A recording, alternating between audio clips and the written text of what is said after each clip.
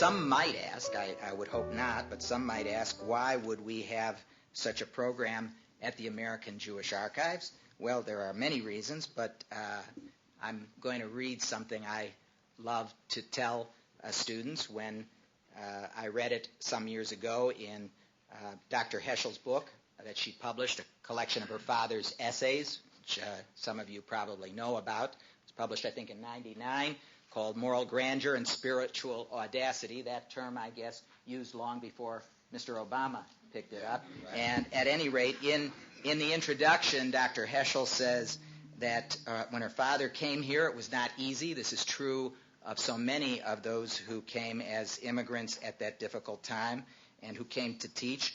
But she goes on to say that some of the rabbinical students at the Hebrew Union College became my father's friends, helping him to improve his English, and he also became friendly with members of the faculty. He particularly enjoyed Professor Abraham Kronbach, famous for his biblical stories, with whom he visited a home for unwed mothers in Cincinnati, and he wondered what the biblical message would be and was moved by Professor Kronbach's presentation of Hagar's story. It was in Cincinnati, she continues, that my father first met my mother, Sylvia Strauss, at the home of Professor and Mrs. Jacob Marcus.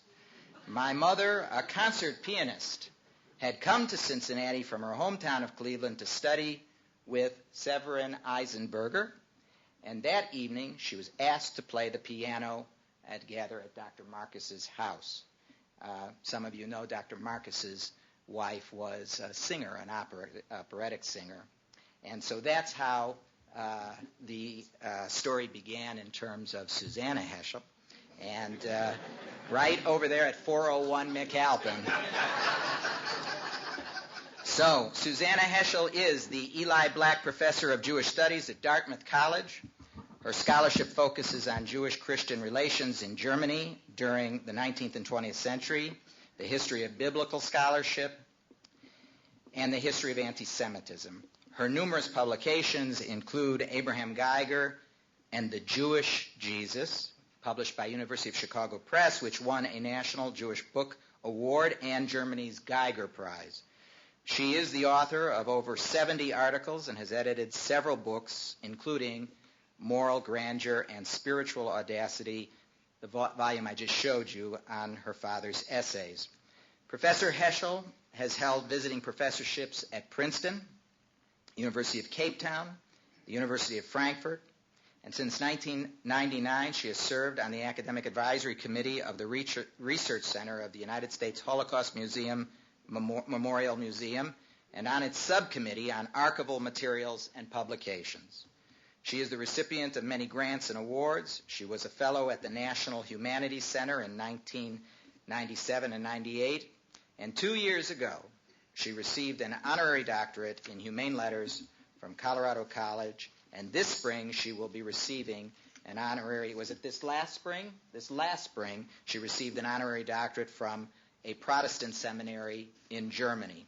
Professor Heschel has held visiting professorships at Princeton University, the University of Cape Town, the University of Edinburgh, and the University of Frankfurt, where she held the Martin Buber Visiting Professorship in Jewish Religious Philosophy. Since 1999, she has served on the Academic Advisory Committee of the Research Center of the United States Holocaust Memorial Museum and on its subcommittee on archival materials and publications. Ladies and gentlemen, it's a great privilege and a high honor for me to bring to you here in Cincinnati and introduce Professor Susanna Heschel.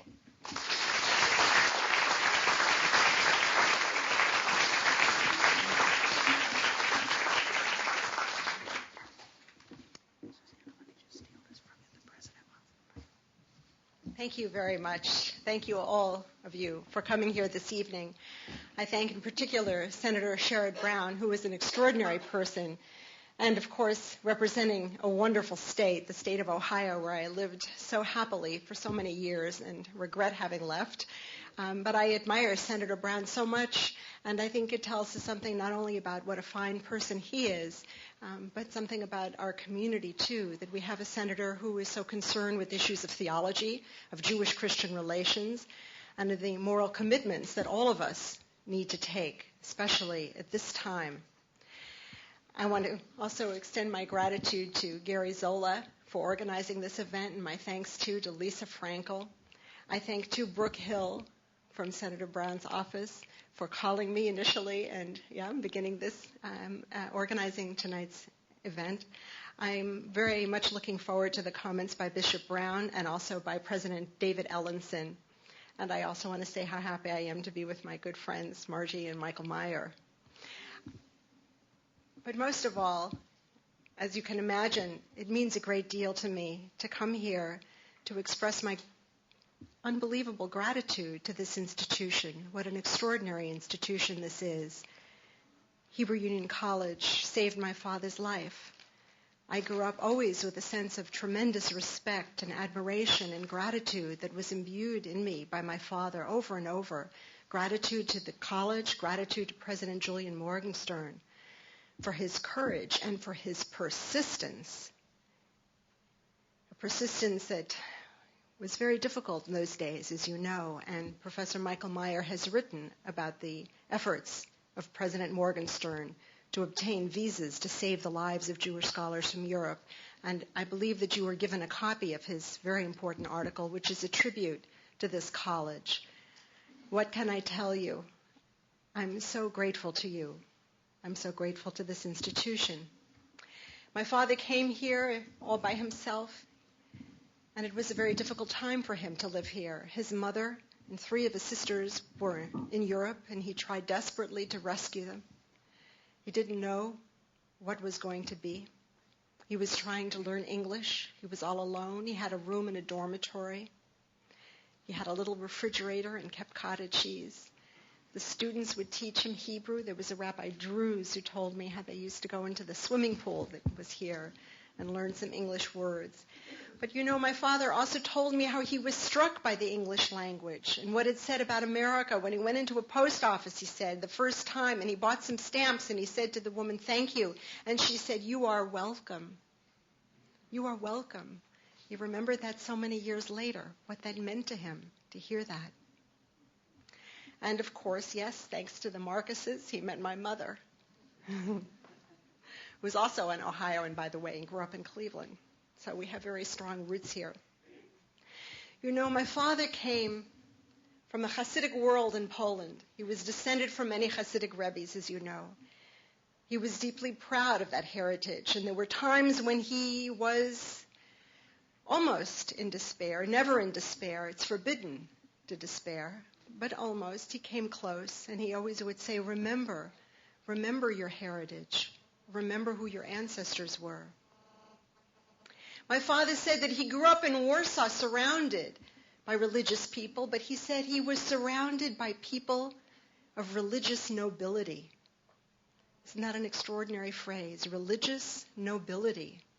And they lived inside of him, and he drew all his life on the memories of those people. His family. He experienced racism firsthand. He moved to Germany and Berlin as a student in 1927. He saw what was going on there. Some of his own teachers became Nazis. Others were simply indifferent. And perhaps you know what he said. My father said, the opposite of good is not evil. The opposite of good is indifference.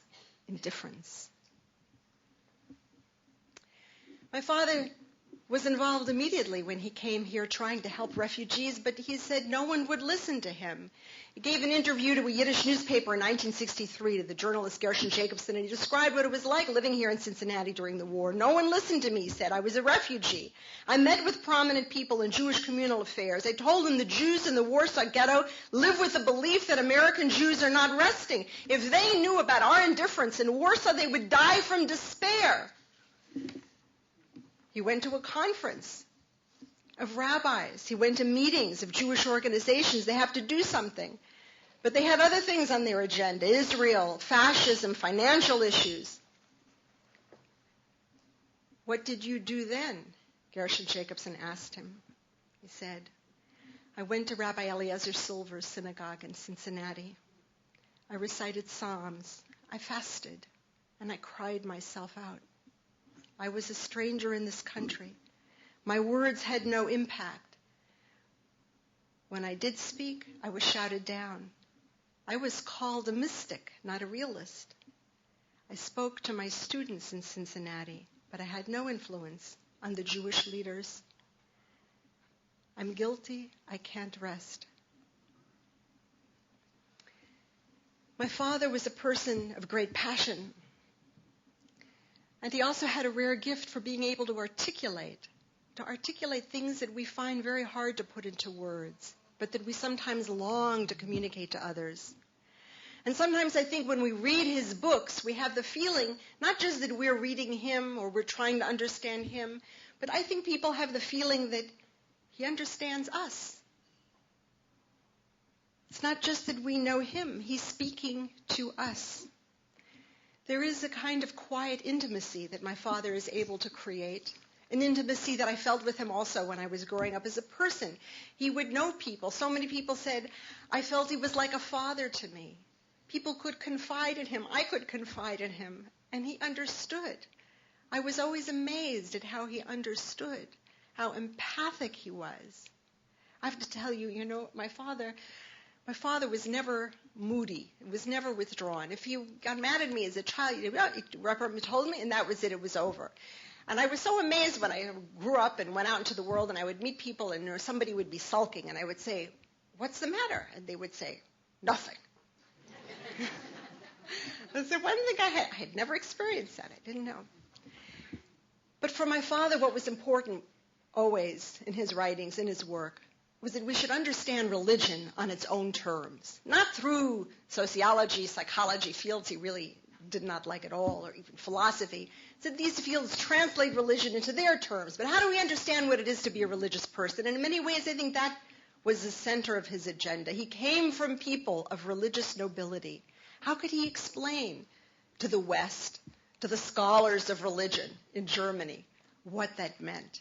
He used to say sometimes it's the professors of religion, that they needed the insights of the Hasidic Jews of Europe much more than we needed from them. What does it mean to live in the holy dimension? What is the consciousness of a pious person? What goes on in the mind of a religious person? How do they look at the world? My father said that in the Bible, God is not the unmoved mover of Aristotle. God is the most moved mover. God responds to us. God is affected by human beings. And it's a phrase that I found in Dr. King's speeches also. God is the most moved mover. What does this mean? My father didn't just invent the notion of divine pathos, his term in the prophets and other writings. He takes it from rabbinic thought. Tzorach gavoha, there's a divine need. It's not only that God needs us and responds to us, God has gone into exile with us.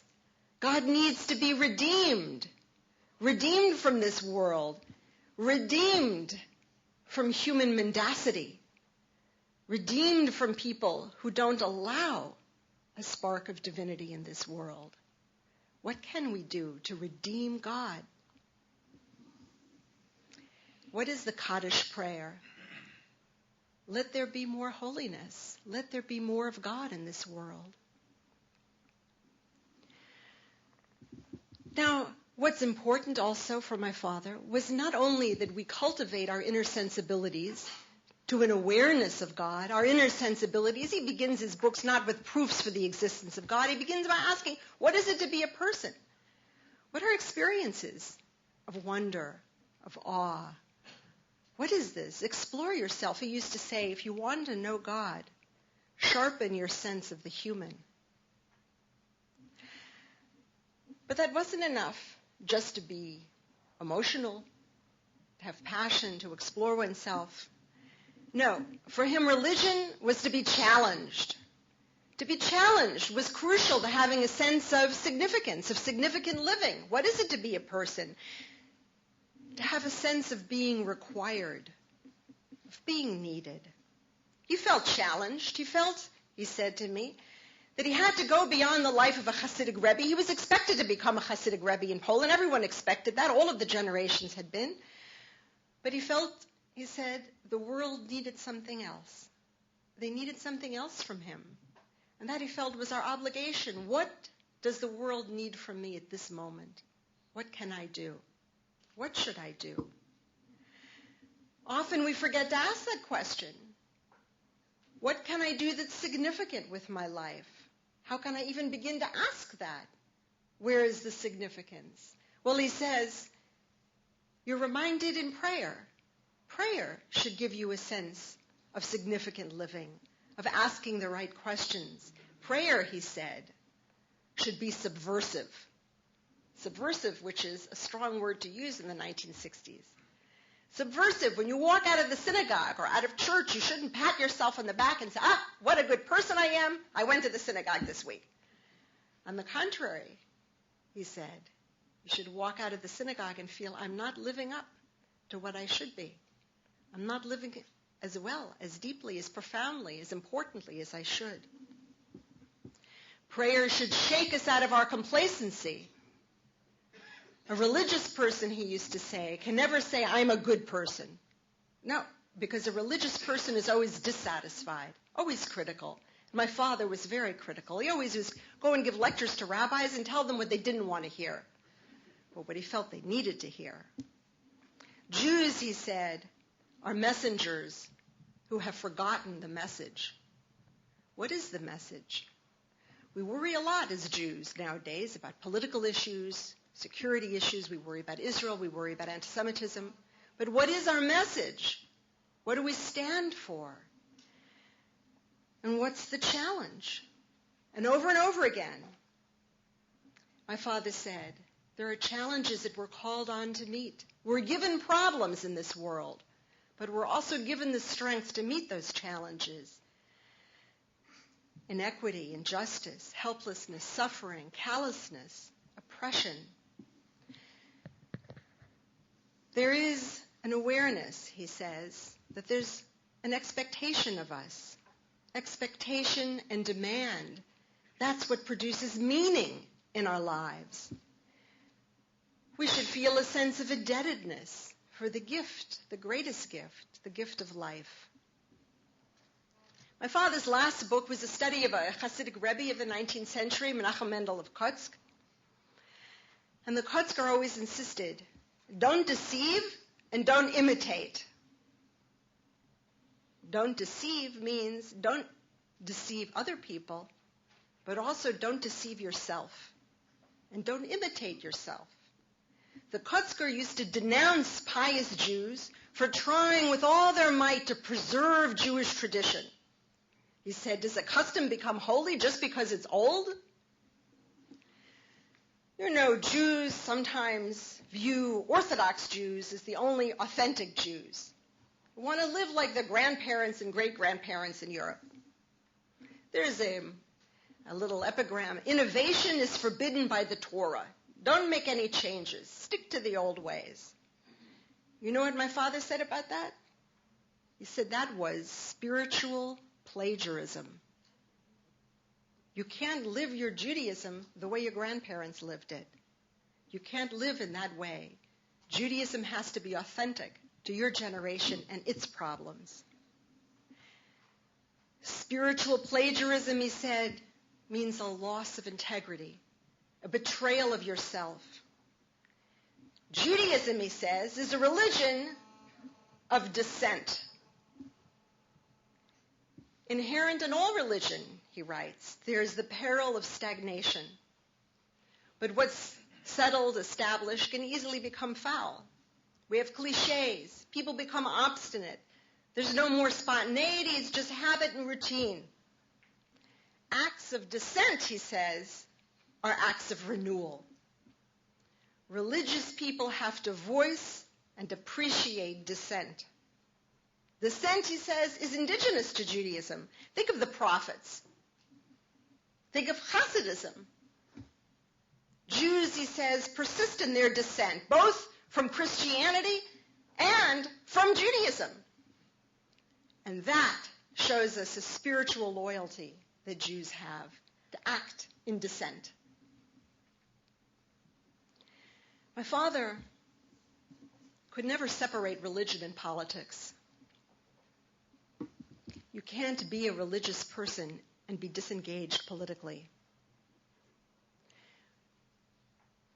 Once he went to a demonstration against the war in Vietnam, and a journalist came over to him. It was a very unfriendly journalist. And he said in a sarcastic way, "Well, what are you doing here?" And my father said to him, "I'm here because I can't pray." And the journalist said, "What are you talking? You can't pray? You go to a demonstration in Vietnam?" And my father said, "Every time I open the prayer book, I see before me images of children burning from napalm." And so my father took very seriously the sense that he personally was challenged. "What is my government doing in my name?" he asked. Vietnam, he said, is a personal problem. And indeed, he was often sleepless. He was so upset.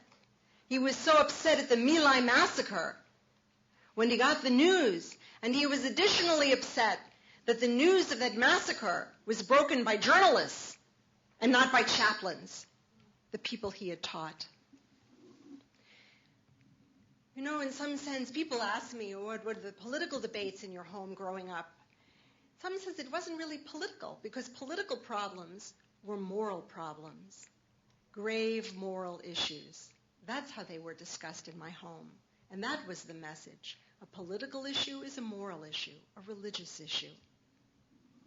Vietnam was a moral issue. Soviet Jews, ecumenical work that my father did. Israel, and the racism in American society. Think about the bond that my father felt with Martin Luther King that we're here to celebrate tonight. It was a religious bond. What brought them together was the Bible, especially the prophets. They had very similar theological sensibilities. They both admired Reinhold Niebuhr, and they both didn't like Paul Tillich. You see it in their writings. What do you mean ground of being? It's nothing. They met in 1963 in Chicago at a conference on religion and race, two words that my father said should never be uttered in the same breath. And they had an instant closeness. And think about it. It's not what you would expect. Someone from a Hasidic family, son of a Hasidic Rebbe, have an instant closeness with an African-American Christian? And yet they did. That should tell us something about this ridiculous identity politics that people have today. Yes? I can only vote for this one because it's a woman or because it's this one. You know? What? And somebody else can't understand me and represent me and speak for me? Think about that. My father spoke at that time in Chicago and said, "Few of us seem to realize how insidious, how radical, how universal and evil racism is. Few of us realize that racism is man's gravest threat to man, the maximum of hatred for a minimum of reason, the maximum of cruelty for a minimum of thinking." Thinking, which is what we need more and more of in this country, don't we? Thinking, not images, not metaphors, but thinking about issues. Theirs was a relationship on the level of what my father called depth theology. There's theology, but there's depth theology, faith, piety, the way in which we can approach one another. He said, let's not talk as Jews and Christians about what divides us. Nothing a Jew says about Jesus will ever affirm what Christians believe, that Jesus is Christ. No? Instead, let's talk about things we do have in common, how hard it is sometimes to pray, how it is that we can overcome moments of terror, fear and trembling that all pious people feel regardless of their religion. My father said he was reminded at Selma of what it was like in Europe to walk with Hasidic Rebbes. He said he felt a sense of holiness in that march. He came back and he said, I felt my legs were praying. That's what it means to be political, to be engaged. He brought to Selma his religious commitment, but he regretted so deeply, he said, that Jewish organizations hadn't conveyed to young people the Jewish religious meaning of the civil rights movement and how much Jews were receiving from the civil rights movement, how much inspiration. The future of Judaism in America, he said, rests with the black church. He felt there the spirit of the religious nobility he had felt in Warsaw. You know, we Jews are very proud now of that Selma photograph. I have to tell you, when my father went to Selma, it was a very frightening time, and I was very frightened. I was scared when he left. I didn't know if he would come back. You remember Bloody Sunday, just before? And nobody was proud of people who were attacking him for going. Who do you think? Who does he think he is going, etc.? No one talked about it among my parents' circle of friends or my friends. It was only about 10 years after my father died that a young person said to me, oh, there's a picture of your father at Selma in my high school, Sunday school, Jewish school textbook. And I realized that the tide was beginning to turn. And now everybody's so proud of that photograph. And you know what I feel? And people write to me all the time, they want a copy of the picture. On the one hand, I'm very pleased and want a copy, and I think it's a picture of inspiration. I have it, and my desk is inspiration. But on the other hand, I have to realize, we can't take my father, who really was an iconoclast in so many ways, a figure of dissent, as he said, and in that way an authentic Jew. But we can't take this iconoclast and make him into an icon. That's not what he would have wanted. That photograph should be our challenge. What do we do with that challenge to this day? What do we do to purge ourselves of the racism that everyone is telling us? People are saying, oh, yes, I would vote for an African American, but they won't really. What is it? Someone won't vote for someone who is brilliant, thoughtful, right-thinking because of the color of his skin? My father called it an eye disease. An eye disease.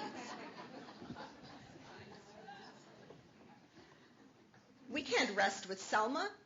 Selma March was undertaken to get Congress to pass the Voting Rights Act. What's happened since then? Now the states are acting disenfranchised, especially African Americans. As you know, in your neighboring state of Indiana, you have to bring a photo identification, a passport, a driver's license. Some of our distinguished politicians don't even have a passport in Congress.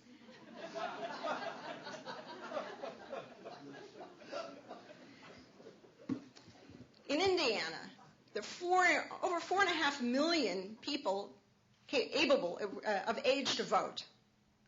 700,000 have no license. It's nearly 15% of the electorate. What does that mean? What is it with the states that pass laws that if you once happen to be in prison, you can never vote for the rest of your life? What is this?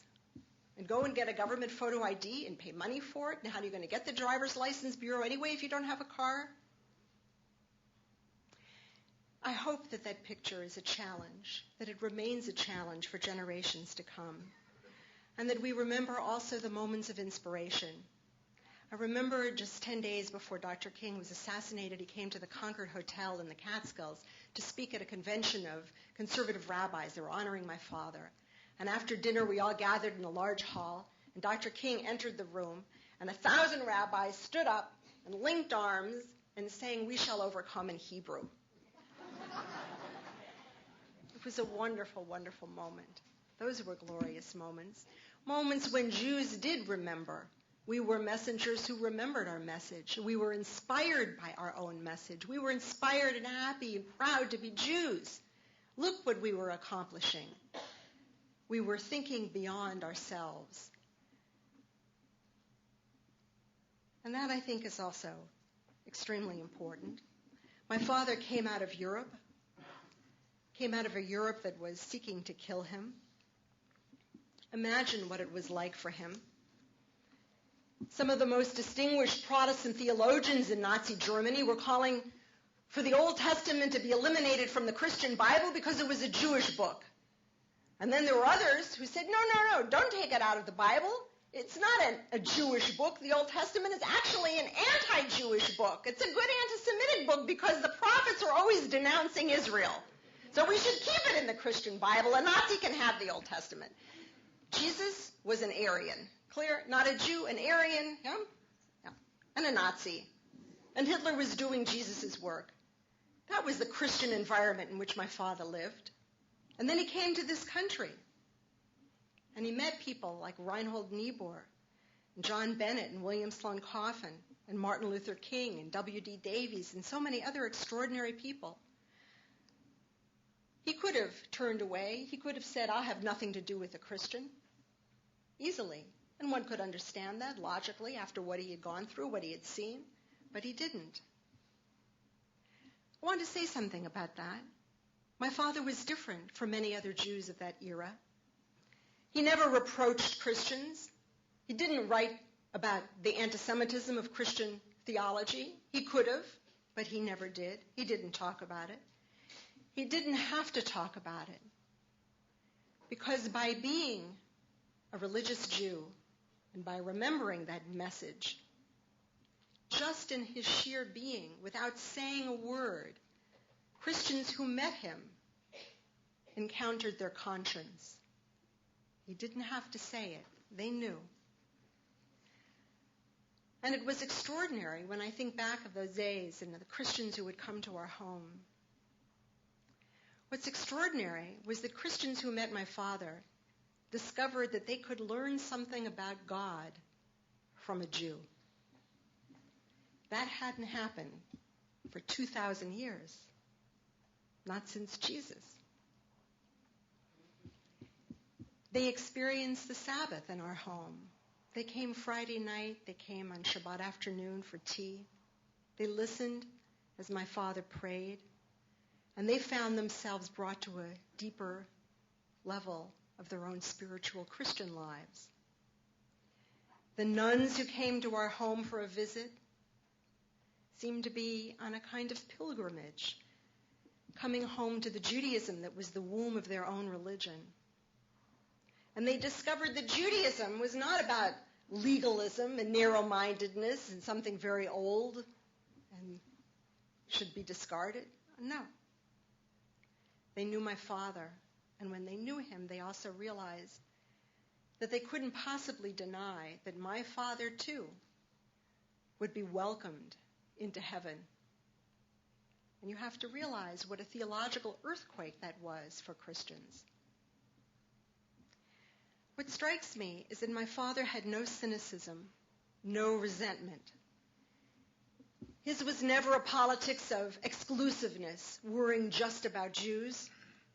When he walked with me as a child in our neighborhood, which was at the edge of Harlem, he talked to me about the poverty and the anti-Semitism of his days in Warsaw when he was growing up. His father died when he was very young. His family was very poor. They couldn't afford heat. His hands would get frostbitten. But then he talked to me at the same time, in the same moment, about the poverty and the racism experienced in the United States by African Americans, by the people in our neighborhood. He drew on his life to seek justice for all people because he taught that the central teaching of Judaism is compassion. The ultimate expression of God is not wisdom, magnificence, land, glory, not even love, but it's justice. Justice, he says, is the tool of God, the manifestation of God, the means of our redemption. Justice is the means of redeeming God from human mendacity.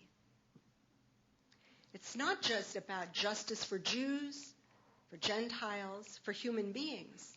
It's about justice for God.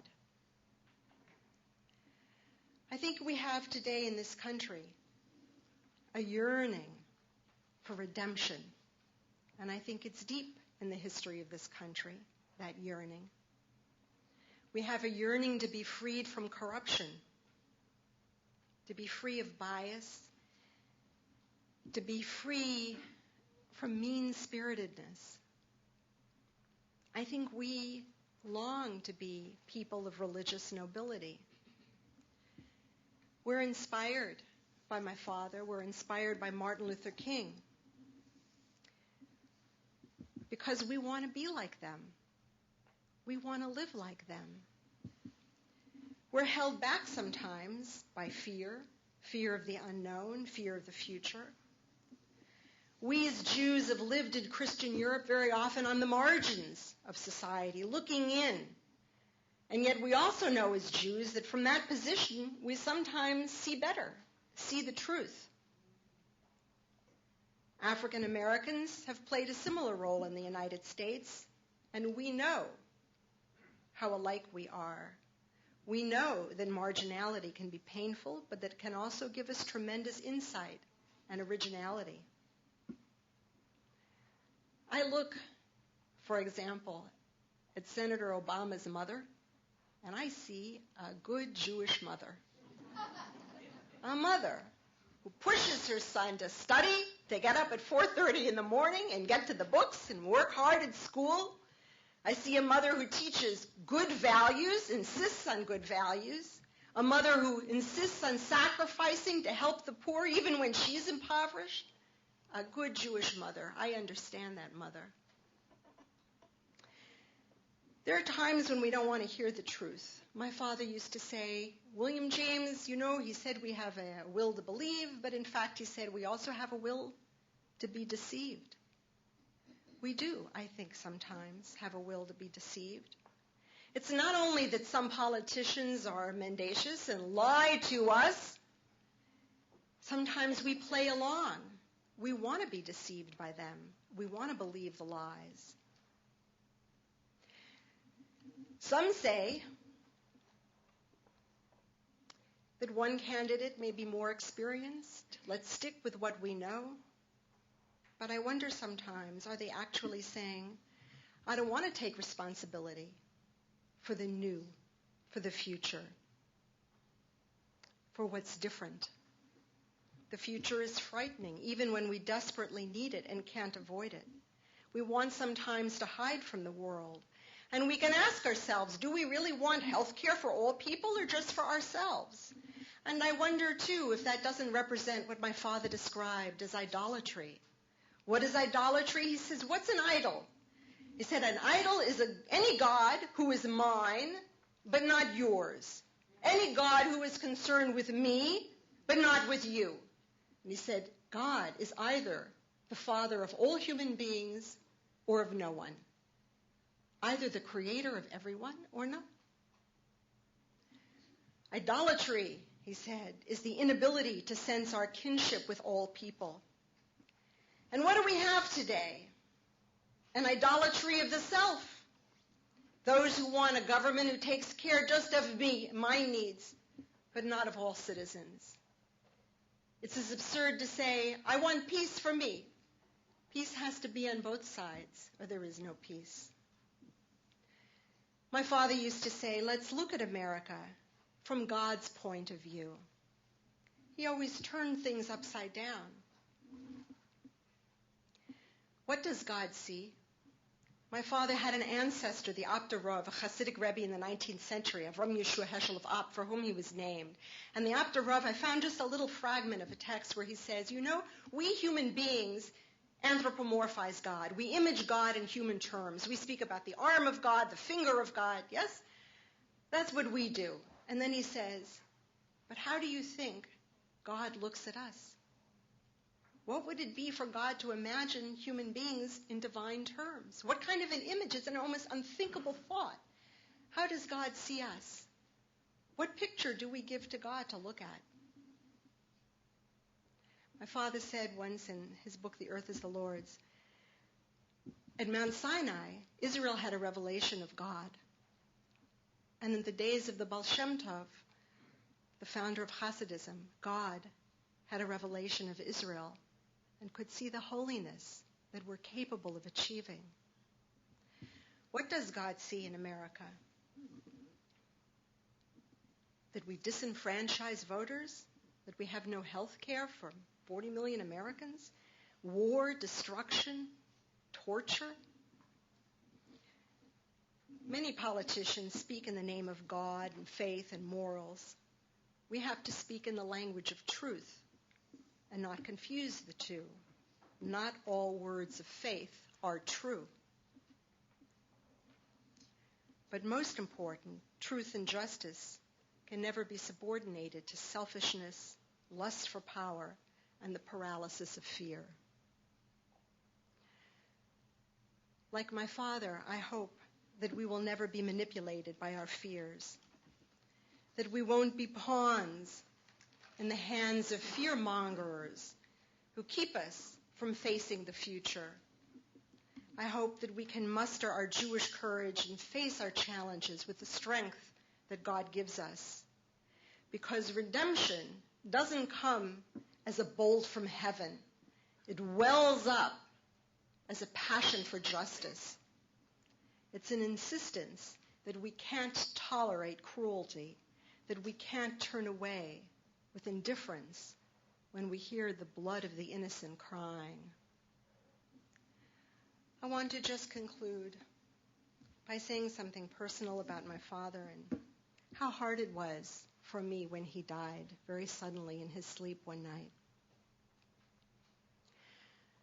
People used to say to me, "It's time to stop mourning." They said that even after 2 weeks. They told me, "Move on." They said, "Find a substitute." Actually, what I've come to learn is that mourning isn't about giving up my father and finding a substitute, but it's rather coming to an awareness of how much my father still lives. Freud says that the dream is the theater of desire. In dreams, desires are performed rather than thought. Words become deeds. For my father, prayer is the theater of desire. Dreams arise, the poet Yeats writes, because the passions, when they can't find fulfillment, become vision. And indeed, my father would agree, our passions should become vision. But he would add, what do we do with our vision? And how do we keep alive our passions? I appreciate the opportunity to speak to you about my father, because my father begot me, but I feel I beget him in the retelling of his fatherhood and his life. I'm his daughter and not a son, and I'm an only child. And as a daughter and not a son, I seek no Oedipal revenge against his patrimony. Nor am I beset by an anxiety of influence. I ask rather, how can we keep him alive as a contemporary challenge? Not an icon, but the iconoclast he was in his lifetime. And so I wonder, has he died? Or has he not rather gone into diaspora from his body? Circulating as a voice among us, inspiring us, not to imitation, because that he would call spiritual plagiarism, but to remind us of the extraordinary religious nobility a human being can achieve. He was so new and fresh, vibrant, and never stale. And so as we remember him, let us keep his memory as a blessing for us, and in his empathy and compassion and enthusiasm for life, and in the seriousness and depth of his moral commitments, keep him alive also as our challenge. Thank you.